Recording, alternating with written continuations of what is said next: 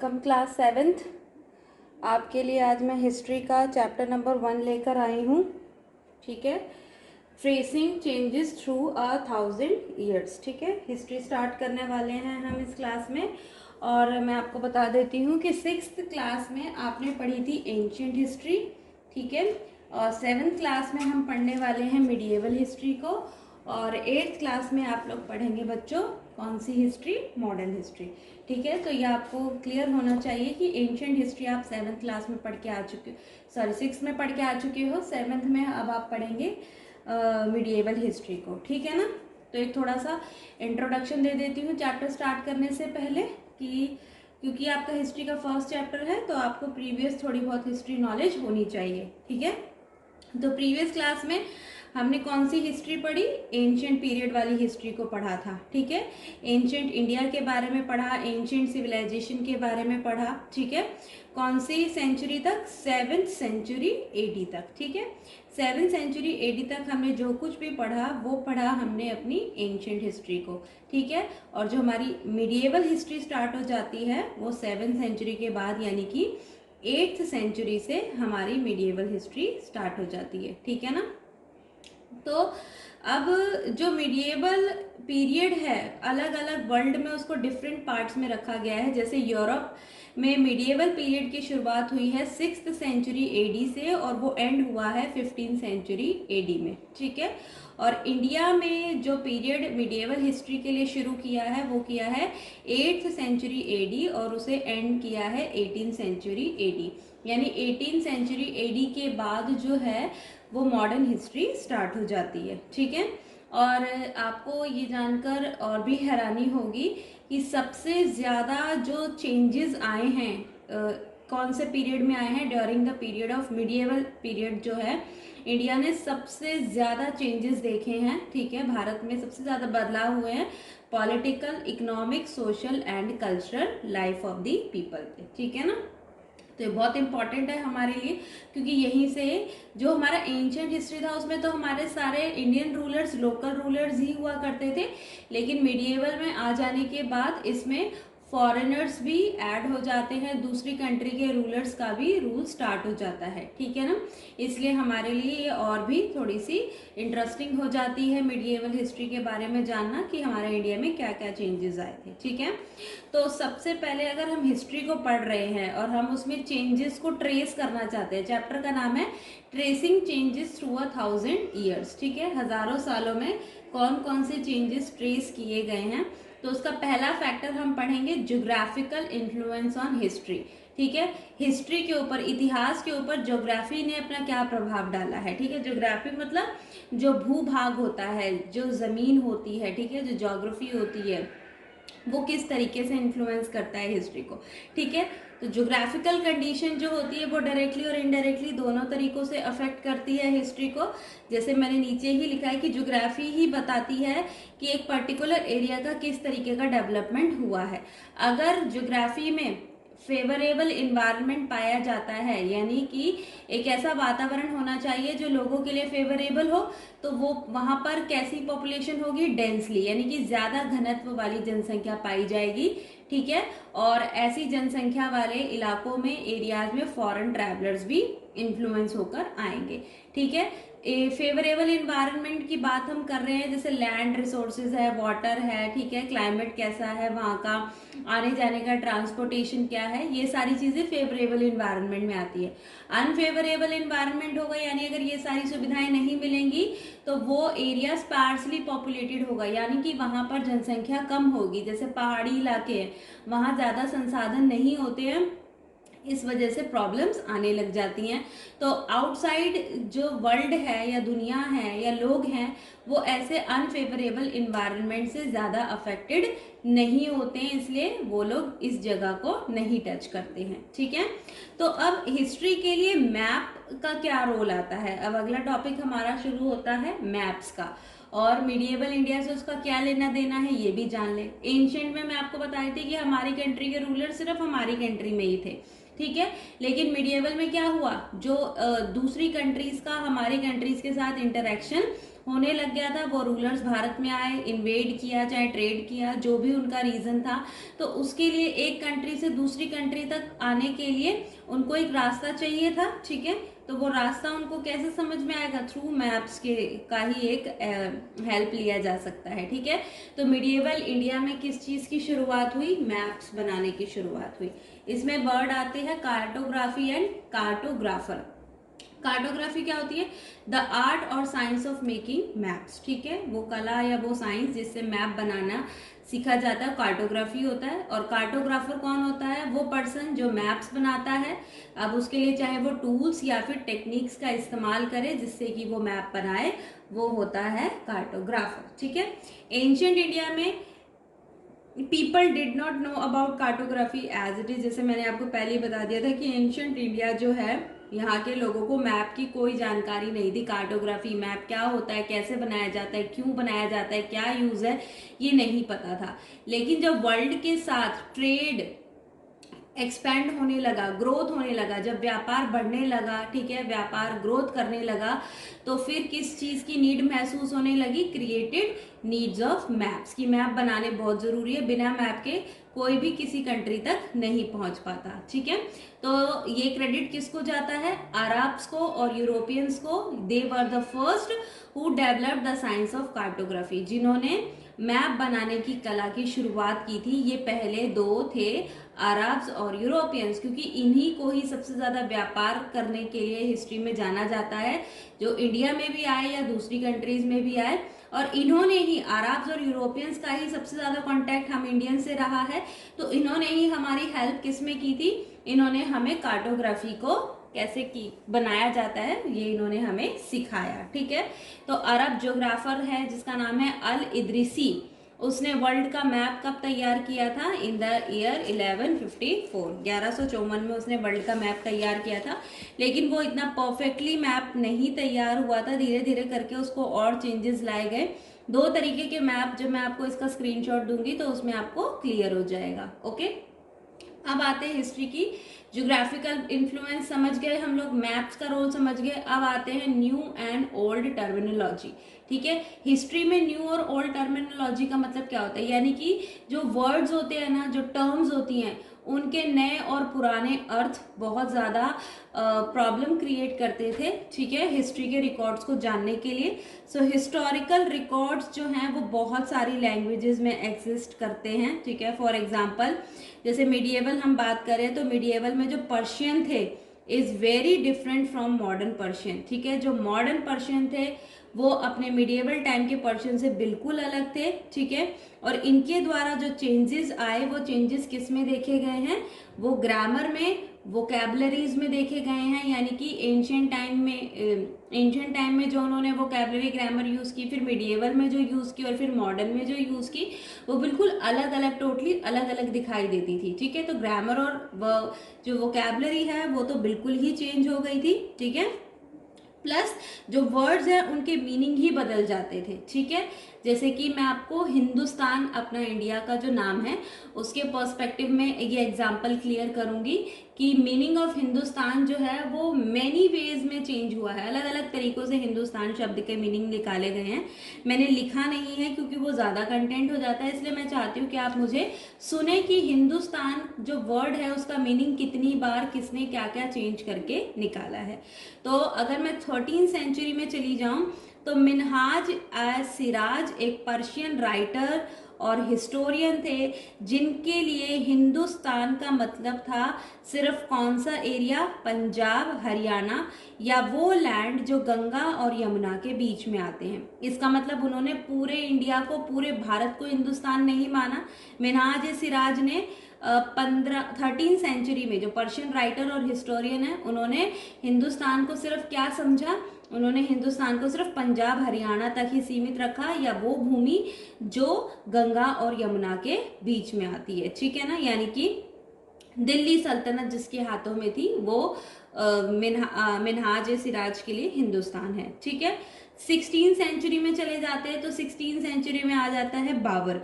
बाबर ने हिंदुस्तान शब्द का इस्तेमाल किया है भारत की, हिंदुस्तान की ज्योग्राफी के लिए, उसके फौना समझते हो ना, फौना मतलब जानवर जो भारत में है, ठीक है। यहाँ का कल्चर, यहाँ का इनहैबिटेड जो हमारा सब कॉन्टिनेंट माना जाता है, तो यहाँ की ज्योग्राफी, फौना और कल्चर को बाबर ने हिंदुस्तान शब्द का अर्थ ये समझ लिया। अमीर खुसरो 14th सेंचुरी में जो एक पॉइट थे, यूज द टर्म, उन्होंने हिंदुस्तान के लिए, हमारे भारत के लिए एक वर्ड यूज किया था हिंद, ठीक है ना, इन द सिमिलियर वे, क्योंकि वो हिंदुस्तान शब्द को ही सुनता आ रहा था, इसलिए हिंदुस्तान शब्द से अमीर खुसरो ने अपनी पोएट्री में कौन सा वर्ड यूज किया है, हिंद शब्द का इस्तेमाल किया है, इसका कोई दूसरा अर्थ नहीं है। लेकिन आज के टाइम पर हम हिंदुस्तान का कौन सा अर्थ समझते हैं, एक मॉडर्न नेशन जिसमें उसका पॉलिटिकल और नेशनल मीनिंग भी जुड़ा हुआ है, ठीक है ना। आगे बढ़ जाते हैं। अब हम बात करेंगे कि हिस्टोरियन जो हैं उनके पास कौन कौन से सोर्स हैं हिस्ट्री का पता लगाने के लिए। हमारे जो इतिहासकार हैं वो किन किन माध्यमों से, किन किन स्रोतों से इतिहास के बारे में जानते हैं, ठीक है।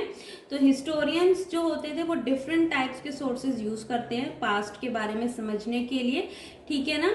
तो इसमें अभी हम पढ़ने वाले हैं आर्कियोलॉजिकल सोर्स और लिटरेरी सोर्स। हम ये दो सोर्स अपने इस लेक्चर में कंप्लीट कर लेंगे। आर्कियोलॉजिकल सोर्स में हम जो कंटेंट पढ़ेंगे, आर्कियोलॉजिकल सोर्स में हमारे पास रहेगा आर्कियोलॉजी, ठीक है। आर्कियोलॉजी का मतलब जानेंगे पहले तो हम क्या होता है। इसमें आती है हमारी बिल्डिंग्स, ठीक है, बिल्डिंग और मॉन्यूमेंट्स। फिर हम पढ़ेंगे आर्कियोलॉजी में ही पेंटिंग्स और आर्टिफैक्ट्स। फिर हम पढ़ेंगे कॉइन्स, कॉइन्स के बाद हम पढ़ेंगे इंक्रिप्शन, और फिर हम चलते हैं लिटरेरी सोर्स पे। तो आर्कियोलॉजिकल सोर्स में हमें आर्कियोलॉजी का मतलब पता होना चाहिए। स्टडी ऑफ पास्ट कल्चर, हम पास्ट के कल्चर को तो स्टडी करते हैं, चाहे उस पीरियड को पढ़ते हैं ऑफ हिस्ट्री, ठीक है। कैसे पढ़ा जाएगा, एग्जामाइन किया जाता है, उसे रिसर्च किया जाता है, चेक किया जाता है, किसको, remains of building and the object found beneath the ground, ठीक है। जमीन के अंदर अगर कोई बिल्डिंग दब चुकी है, बिल्डिंग के जो अवशेष बच चुके हैं, कोई ऑब्जेक्ट है, ठीक है, उसको एग्जामाइन करना आर्कियोलॉजी होता है, ठीक है। तो आर्कियोलॉजिस्ट क्या करते हैं, वो जमीन खोदते हैं। जैसे आपको याद होगा हमारी हड़प्पा सिविलाइजेशन, वो कहाँ निकली थी, जमीन के अंदर ही तो पाई गई थी, बीनीथ द ग्राउंड पाई गई थी, वो प्रॉपर नहीं बनी थी, वो रिमेन्स जो उसके बचे खुचे अवशेष थे वही मिले, जिससे हमने एक बड़ी सिविलाइजेशन इंडिया में फाउंड की थी, हड़प्पन सिविलाइजेशन। तो वो किसका एग्जाम्पल है, आर्कियोलॉजी में, ठीक है, इसे आर्कियोलॉजी कहते हैं। बिल्डिंग और मॉन्यूमेंट्स में एग्जाम्पल आपको दे दिया हड़प्पा का, रेड फोर्ट हमारे पास है। तो कौन कौन सी बिल्डिंग्स हम ऐसे सर्च कर लेते हैं, टेम्पल्स हैं, फोर्ट्स हैं, पैलेसेस है, एक्सेट्रा, ठीक है। मॉन्यूमेंट्स में हमारे पास कुतुब मीनार है, बुलंद दरवाजा है, ताजमहल है, ये सब बहुत पुराने टाइम के बने हुए हैं। इससे हिस्टोरियन को हिस्ट्री की काफ़ी इंफॉर्मेशन मिल जाती है, ठीक है। फिर पेंटिंग और आर्टिफैक्ट्स जो होते हैं वो भी हिस्ट्री की काफ़ी इंफॉर्मेशन, नॉलेज दे देते हैं, ठीक है। पेंटिंग्स क्या होती हैं, ठीक है, पेंटिंग जो होती है वो हिस्ट्री में अपने ही पीरियड में जो भी राजा होते थे या जो भी रूलर्स होते थे वो अपने टाइम पर बनवाया करते थे, ठीक है। और पेंटिंग्स क्या बताती थी, उस समय में, उस पीरियड में जिसका भी रूल हुआ करता था, ठीक है, उसकी पेंटिंग्स उस टाइम के कस्टम को बताएगी, फूड हैबिट्स को बताएगी, वहाँ के ड्रेसेस क्या थे, ऑर्नामेंट्स क्या थे, गहने, ठीक है, उस पीरियड की ये सारी चीज़ें बताती थी, ठीक है। आर्टिफैक्ट्स में जैसे स्कल्पचर है, उस काल की मूर्तियाँ कैसी थी, पॉटरीज, घड़े, मटके, जो मिट्टी के बर्तन होते हैं, ऑर्नामेंट्स होते हैं, वो आर्टिफैक्ट्स में आ जाते हैं। तो ये भी आर्कियोलॉजिकल सोर्स का एक एग्जांपल है, पेंटिंग और आर्टिफैक्ट्स में। कॉइन्स बहुत इंपॉर्टेंट है, ठीक है, जो कॉइन्स की स्टडी करते हैं उन्हें, उस स्टडी को कहा जाता है न्यूमिस्मैटिक, ठीक है। और कॉइन्स बहुत ज़रूरी होते हैं बच्चों, क्योंकि कॉइन्स जो होते थे, जैसे हमारे आज के टाइम पर हमारी गवर्नमेंट रूल करती है तो वो अपने करेंसी कॉइन्स सब जारी करती है, ऐसे राजा भी अपने टाइम पर रूल करते थे, तो उन्हें भी अपना रूल चलाने के लिए, ठीक है, शासन चलाने के लिए, सब चीज़ मैनेज करने के लिए, ट्रेड करने के लिए, एडमिनिस्ट्रेशन करने के लिए, ठीक है, वो अपने कॉइन्स जारी करते थे। और उनके कॉइन्स क्या बताते थे, they tell us about the kings, राजा के बारे में, उसका एम्पायर कहाँ कहाँ तक फैला है, यानी जहाँ तक उसके सिक्के जाएंगे उससे पता चल जाएगा कि इस राजा ने अपना साम्राज्य इतने दूर तक फैला रखा था, ठीक है। इकोनॉमिक स्टेटस क्या है, अगर राजा अपने कॉइन्स किसके बनवा रहा है, ब्रॉन्ज के बनवा रहा है, सिल्वर के बनवा रहा है, या फिर गोल्ड के बनवा रहा है, तो उसके कॉइन से उसका इकोनॉमिक स्टेटस पता चलता है उसके किंगडम का, ठीक है। कॉइन्स पर राजा अपने रूल पीरियड की डेट भी लिखवाते थे, उस डेट से भी आइडिया हो जाता था कि कौन से टाइम के कॉइन्स हैं। लैंग्वेजेस भी वो अपने कॉइन्स में यूज करते थे, तो हमें लैंग्वेजेस पता चल जाती थी, ठीक है ना। और ट्रेड कहाँ कहाँ होता है, आर्ट, रिलीजन, लिटरेरी स्किल्स, ये सारी चीजें बच्चों कॉइन से बहुत इजीली मिल जाती हैं। तो कॉइन्स जो हैं वो हिस्टोरियंस के लिए बहुत ज़्यादा इंपॉर्टेंट सोर्स बन जाता है, ठीक है, हिस्ट्री को जानने के लिए। तो यहाँ पर मैंने एक बुक का नाम लिखा है द्रव्य परीक्षा। ये बुक लिखी गई थी कॉइन्स के ऊपर, ठीक है, बहुत ही फेमस बुक थी। और ये किसके समय में लिखी गई थी? अलाउद्दीन खिलजी के टाइम पर ये जो किताब है ये कॉइन्स के ऊपर ये लिखी गई थी। आगे बढ़ते हैं, इंस्क्रिप्शंस के बारे में जानेंगे। इंस्क्रिप्शन क्या होते हैं? राइटिंग की जाती है ऑन हार्ड सरफेस, किसी भी ठोस चीज के ऊपर लिखा जाता है, चाहे वो पत्थर भी हो सकता है या कोई मेटल हो सकता है, ठीक है। पत्थर पर आपने देखा होगा जैसे अशोका ने अपने कई सारे धम्मास जो है वो पत्थरों पर ही एनग्रेव करवाए हुए हैं, ठीक है। तो स्टोन्स और मेटल का यूज किया जाता था और ये खराब भी नहीं होते थे और आज तक इसके एविडेंस हमें देखने को मिलते हैं, ठीक है।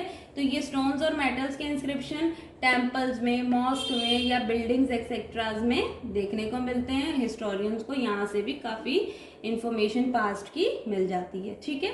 तो हमारा आर्कियोलॉजिकल सोर्स खत्म हो जाता है, जिसमें हमने archaeology, buildings, painting, artefacts, coins पढ़ लिए, इंस्क्रिप्शन पढ़ लिए, ठीक है। आगे अब हम चलते हैं, अब हम लिटरेरी सोर्स के बारे में पढ़ेंगे, ठीक है। तो लिटरेरी सोर्स में क्या, हमारे पास कोई बुक होनी चाहिए, लिटरेचर की बात हो रही है तो रिटन में कोई मटेरियल होना चाहिए। So the books that were written by hand long ago are called manuscript, ठीक है।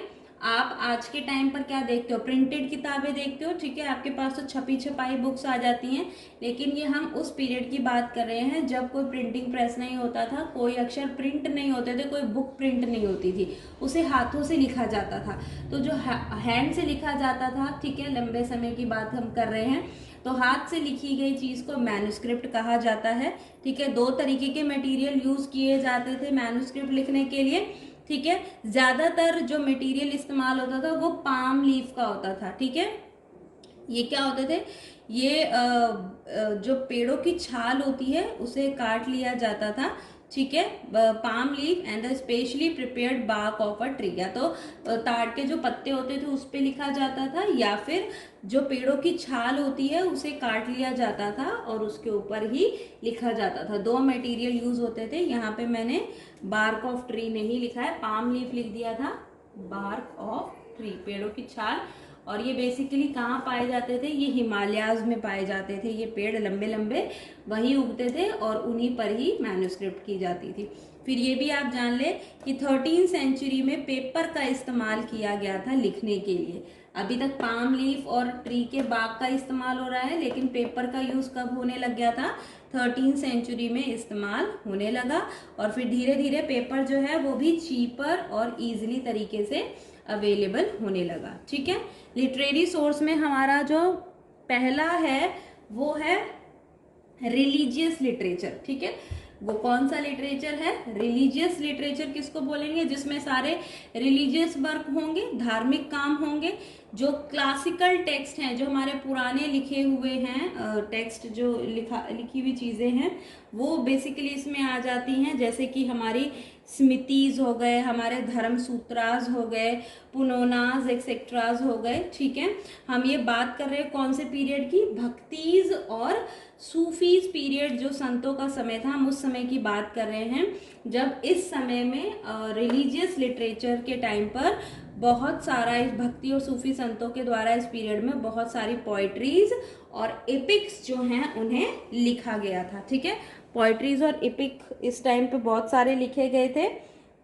ये हमारे लिटरेरी रिलीजियस लिटरेचर में आ जाते हैं और ये लिटरेरी सोर्स का पहला पॉइंट, ठीक है। आगे हम अपने नेक्स्ट लिटरेचर पे चलते हैं। अब जो नेक्स्ट है हमारा वो है सेक्युलर लिटरेचर। सेक्युलर का मतलब ये होता है जिसमें हर तरीके के लिटरेचर जो हैं वो बने गए थे।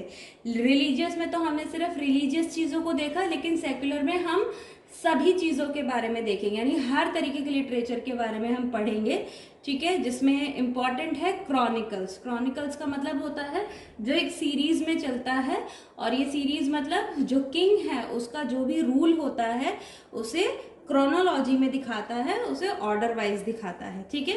तो क्रॉनिकल का मतलब होता है record of the rule of the king and life, यानी कि राजा का रूल और उसकी लाइफ जो उसके दरबार से जुड़ी हुई है, ठीक है, उसको दिखाया जाता है क्रॉनिकल्स में। और most of the chronicles written during the period of, सबसे ज्यादा क्रॉनिकल्स किसके समय में लिखे गए?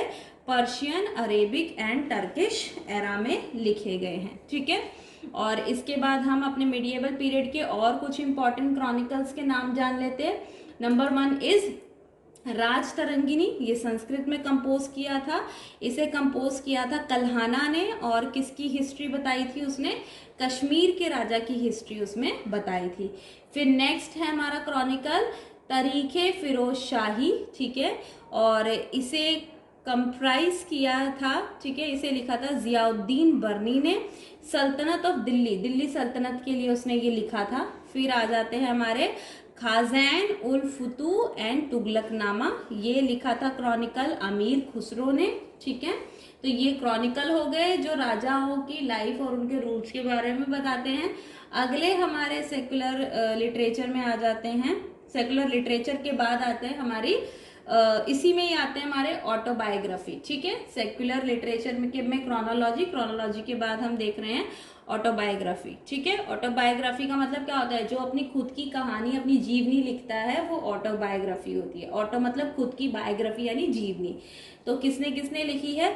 फुतूहत ए फिरोज शाही, ये लिखी थी फिरोज शाह तुगलक ने अपने खुद के बारे में। तुजुके बाबर लिखी थी बाबर ने खुद ही अपने बारे में, ठीक है। तुजुके जहांगीर किसने लिखी थी? जहांगीर ने खुद अपने लिए लिखी थी। तो ये हो गई ऑटोबायोग्राफी। अगला हमारा लिटरेरी सोर्स है बायोग्राफी। बायोग्राफी जो किसी और की कहानी, किसी की कहानी कोई और लिखता है। जैसे यहाँ तो सेम है, जिसकी कहानी है वो खुद लिख रहा है, लेकिन यहाँ किसी की कहानी कोई और लिखेगा। तो बायोग्राफी में हो गया कौन? पृथ्वीराज रासो। पृथ्वीराज रासो किसने लिखी थी? वो लिखी थी चंद्र दाई ने, ठीक है। हुमायूं नामा किसने लिखी थी? ठीक है, हुमायूं की अपनी बहन गुलबदन बेगम ने लिखी थी। आईने अकबरी और अकबरनामा किसने लिखी थी? अबुल फजल ने लिखी थी, ठीक है। ये बायोग्राफी हो गई। अगला हमारा लिटरेरी सोर्स है ट्रैवलॉग। ट्रैवलॉग मतलब क्या है? जो ट्रैवल करने आएगा, तो ऑफकोर्स ट्रैवल कौन करेगा? अगर हम इंडिया की बात करें तो इंडिया में फॉरेनर्स जो होंगे, फॉरेन कंट्रीज वाले, फॉरेन वाले वही ट्रैवल करेंगे, ठीक है। और वो यहाँ आते थे तो यहाँ से जुड़ी हुई चीज़ों को उन्होंने जो जो यहाँ पर देखा है, ठीक है, एक्सपीरियंस किया है, उन सबको उन्होंने अपने ट्रैवलॉग में लिखा है, जिसमें वो क्या डिस्क्राइब करते थे? Political and social condition of India. तो ऐसे कुछ फॉरेनर्स फेमस नाम जान लेते हैं। Ibn Battuta, Marco Polo, Niccolo Conti, Abdul Razzaq, Ralph Fitch, Bernier and Tavernier, इन सब ने मिलकर क्या किया था? ये फॉरेनर्स थे जो इंडिया में आए थे और उन्होंने ट्रैवलॉग लिखे थे इंडिया के पॉलिटिकल, सोशल, इकोनॉमिक कंडीशन के लिए, ठीक है। लास्ट हमारा लिटरेरी सोर्स बचता है वो है डॉक्यूमेंट, ठीक है। तो मिडिएबल डॉक्यूमेंट में किस चीज के रिकॉर्ड्स रखे जाते थे? लैंड रेवेन्यू, ठीक है, लैंड से कितना रेवेन्यू आया है, किसको क्या लैंड ग्रांट किया है, ठीक है। Writing on history and science, ठीक है, हिस्ट्री का भी रिटर्न अवेलेबल है, साइंस का भी, एक्सेट्रा, ये सारी चीजें। और एक और इम्पॉर्टेंट लिटरेरी सोर्स है इस पीरियड में जो होता है फरमान, ठीक है। अब फरमान क्या होता था? ठीक है, ये राजा जारी करता था फरमान। आपने ये वर्ड कई बार सुना होगा, ठीक है, बट इसके बारे में और जो जानकारी है, ठीक है, थोड़ा बहुत, मैं इसको यहाँ इसलिए स्टॉप कर रही हूँ क्योंकि मैं इसके बारे में आपको थोड़ा कहना चाहूँगी। और हिस्टोरियंस को क्या क्या डिफिकल्टीज आती थी मैन्युस्क्रिप्ट को पढ़ने में, ये भी आपको बताएंगे। और फिर हम new social and political group जो है अपने नेक्स्ट लेक्चर में उसे कंप्लीट करेंगे, ठीक है। तो आई होप आपको ये चैप्टर जो है अभी तक समझाया, ठीक है, हाफ पार्ट वो आपको समझ आया होगा। और इस वीडियो लेक्चर में आपके जो भी डाउट्स होंगे, ठीक है, पहले आप इसे अच्छी तरीके से पढ़िए, विद नोट्स पढ़िए और इसे समझिए, ठीक है ना। आई होप कि आपको ये समझ में आया होगा आज का lecture. Thanks for listening me, thank you so much.